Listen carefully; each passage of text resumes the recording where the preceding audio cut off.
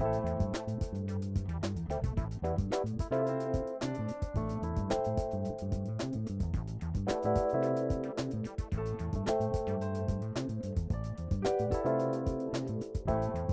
hi Christine, welcome to the Masters Series. Let's look first at your career path. What route did you follow? I'm currently the Chief Executive for Ara Wines. We produce elegant textured wines, really that next generation of Marlborough wines, and we distribute them around the world. So I've been the senior finance person for several businesses, and they've all been high growth businesses. What that means is that you actually have the opportunity to work across all of the different specialisations with the business. And what can others learn from your experience? Finance for me wasn't about accounting. Finance for me was about being involved in business, and you need to be interested in the industry, and whether it's a service that you're providing or a fine wine that you're producing, you actually have to be engaged in your industry. You need to want to actually be involved in that business. What makes a great team? For a start, you have to find the like-minded people. They need, particularly in growing companies, you need to have people that have energy, that actually they have an interest in actually growing something. They're prepared to contribute to the success of the broader team and to actually contribute cross-functionally. So they can't afford to be selfish? No, they can't. You actually have to be prepared to engage with others in the business and contribute. You know, your interpersonal skills are very important. Of course, having a good team can often mean mentoring. Is that something that's featured in your career? My mentors essentially wouldn't even know that they were mentors. They've been people that I've worked with, whether they're the entrepreneurs or whether or not they were staff, board members.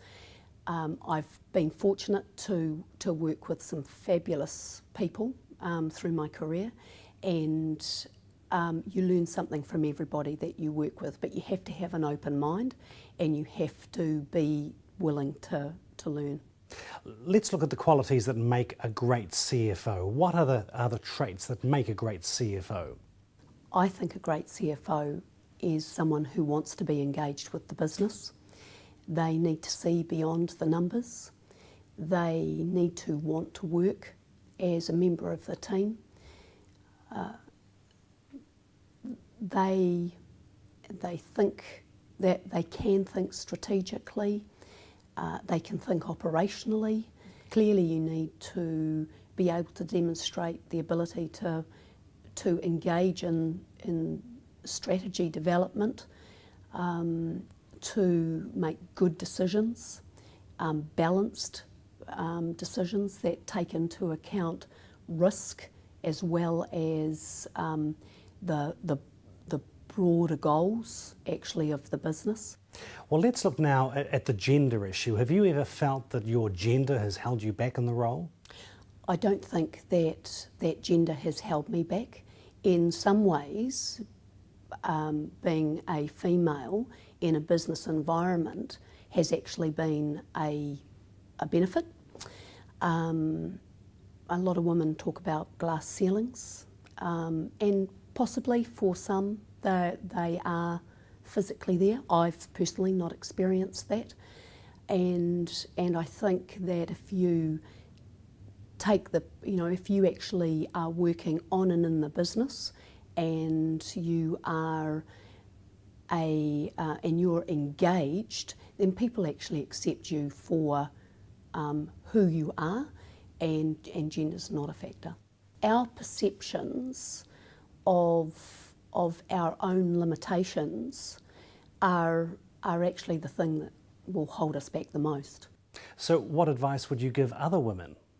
Identify what the skills are that you actually need for that next career step, and seek out the best people to help you to actually gain those skills, but it needs to start with you.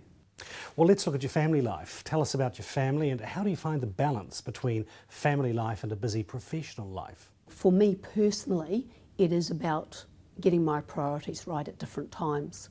So sometimes Ara needs to be more important, and I don't think you ever actually switch off. I think it is in your role is in your mind 24 hours a day, 7 days a week. But I do think that at times your family do become more important. I don't think that you necessarily do get the balance right in the traditional way that people talk about work-life balance. I think what you do get right is your priorities. We hear so much about networking in business. Is that something that you see as a priority? I don't think I'm an obvious networker. I think it's very important that you build quality relationships with people over time, and that's whether or not they're customers or suppliers or your employees.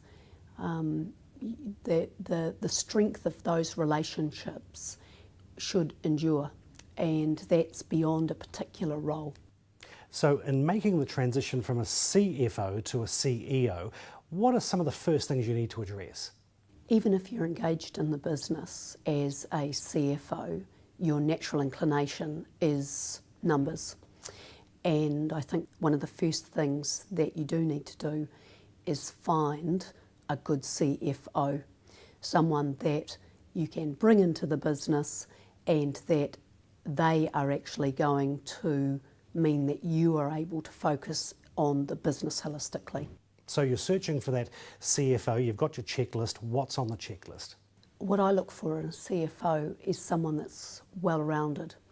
They clearly have an affinity with finance, but they also have an affinity for business and have great interpersonal skills. They can work strategically with the CEO, but they can also work in the detail with their team. I think a CEO has a more holistic role. A CFO, despite working with the business and on the business, still has responsibility for all of the financial aspects of the business. As a CEO, you